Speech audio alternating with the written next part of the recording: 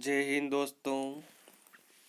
हिंदी साहित्य के आदिकाल की आज दूसरी क्लास लेकर मैं आपके समक्ष उपस्थित हुआ हूँ। कल मैंने इतिहास के बारे में सामान्य जानकारी आपसे शेयर की थी। इतिहास जो बीत गया है वही हमारे लिए आज इतिहास है। इतिहास के बाद हमने साहित्य के बारे में, साहित्य की जो धारणा है, साहित्य का जो स्वरूप है, उसे समझने का प्रयास किया था।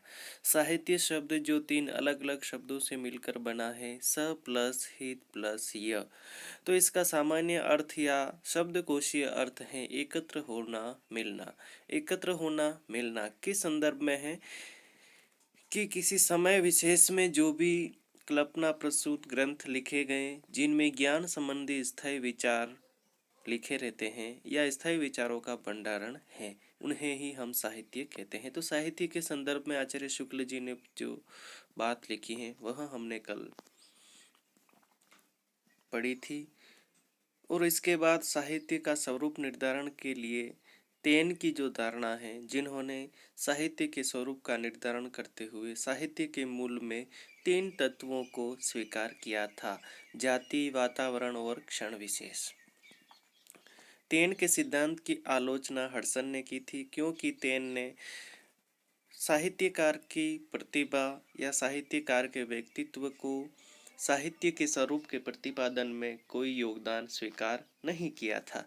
तो साहित्यकार की प्रतिभा या साहित्यकार के व्यक्तित्व के योगदान को स्वीकार नहीं करने के कारण हडसन ने उनकी धारणा का विरोध किया। तो साहित्य के विकास की जो प्रक्रिया है उसके अध्ययन के लिए निम्न 5 तत्वों पर विचार हमें करना चाहिए, जिनमें से सर्जन शक्ति, वातावरण, परंपरा, द्वंद्व और संतुलन। जिसमें जो चौथा तत्व है, पांचवा तत्व है, वह संतुलन। यह किसके द्वारा दिया गया है? किसके द्वारा दिया गया है? हडसन के द्वारा। और जो तीन तत्व है, सर्जन शक्ति, परंपरा, वातावरण। तीसरा तत्व वातावरण तेन का है। चौथा तत्व हेरोडोटस का है, द्वंद्व। और संतुलन किसका है? हडसन का है। तो आज हम पढ़ेंगे हिंदी साहित्य के इतिहास लेखन की पद्धतियाँ। तो हिंदी साहित्य के इतिहास लेखन की जो पद्धतियाँ हैं वह निम्न है।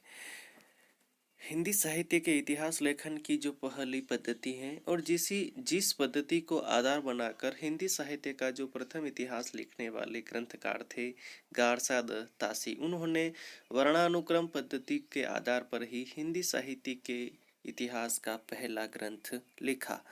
इस पद्धति में लेखकों, कवियों का परिचयात्मक विवरण उनके नामों के वर्णानुक्रम के अनुसार किया जाता है। नामों के वर्णानुक्रम से तात्पर्य क्या है? जैसे शब्दकोश है, शब्दकोश में जिसमें अनुस्वार से शब्दकोश शुरू होता है। अनुस्वार जिसे हम क्या कहते हैं? जैसे किसी का नाम अंगद है और किसी का नाम अनिल है, तो अंगद का नाम सबसे पहले आएगा और अनिल उसके बाद आएगा। तो अनुस्वार से शुरू होने वाले शब्दों को वर्णमाला में सबसे पहले स्थान दिया जाता है। वर्णमाला क्या, सॉरी, शब्दकोश में सबसे पहला स्थान दिया जाता है। तो शब्दकोश का जो क्रम है उसी क्रम के अनुसार लेखकों का जो नाम है उस नाम के अनुसार ही उन लेखकों का क्रम रखा जाएगा। चाहे कोई आधुनिक काल का कवि है और उसका नाम अ से शुरू हो रहा है या अनुस्वार से शुरू हो रहा है, तो फिर उसका सबसे पहले क्रम आ जाएगा या उसका उल्लेख सबसे पहले किया जाएगा। और अगर कोई आदिकाल का कवि है और उसका नाम ह से शुरू हो रहा है, कहाँ से शुरू हो रहा है? ह से, तो उसको अंत में स्थान मिलेगा।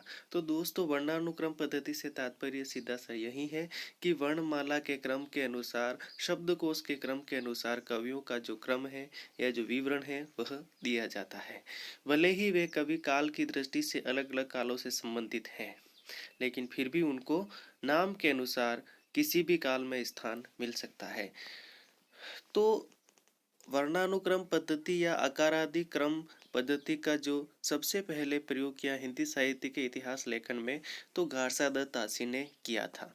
गारसा दत्त तासी के बाद जो दूसरे हिंदी साहित्य के इतिहास ग्रंथ लिखने वाले साहित्यकार थे शिव सिंह सेंगर, उन्होंने भी अपने ग्रंथ में शिव सिंह सरोज में इसी पद्धति का अनुसरण किया था। और गारसा दत्त तासी ने इस्तवार दलो लित्यतुर एंदु ए हिंदुस्तानी अपने ग्रंथ में इसी वर्णानुक्रम पद्धति का प्रयोग किया। और गारसा दत्त तासी शिव सिंह सेंगर ने भी अपने शिव सिंह सरोज में इसी पद्धति का अनुकरण किया।